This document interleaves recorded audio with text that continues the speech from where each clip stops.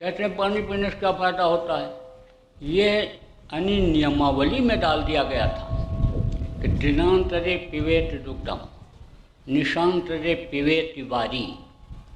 रात को आप समझो कि दूध पी करके सोने से पेट साफ हो जाता है और सुबह उठो पानी पियो तो पेट साफ होगा।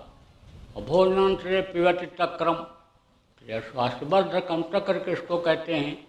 इंद्रस्य तक्रम दुर्लभम, इंद्र को भी शक्रस्य तक्रम दुर्लभम। शक्रस्य किसको कहते हैं, इंद्र को।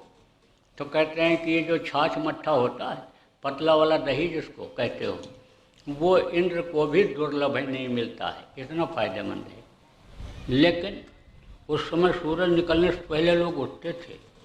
आज की तरह से 9 बजे नहीं, सुबह जल्दी उठते थे और 11-12 के बीच में भोजन खा लेते थे।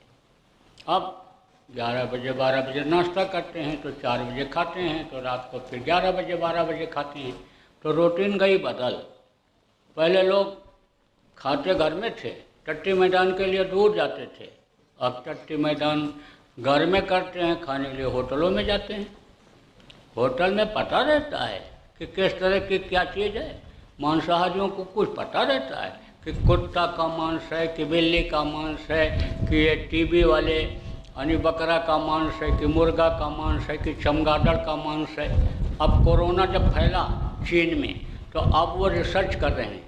कोई कह रहा है कि चमगादड़ का मांस खाया उसकी वजह से हुआ, कोई कहता है कि मुर्गा का खाया, कोई कहता बकरा का खाया, कोई कहता गंगटा का खाया, कोई कहता मेढक का खाया। तरह तरह से रिसर्च कर रहे हैं किस चीज़ का ये मांस खाया।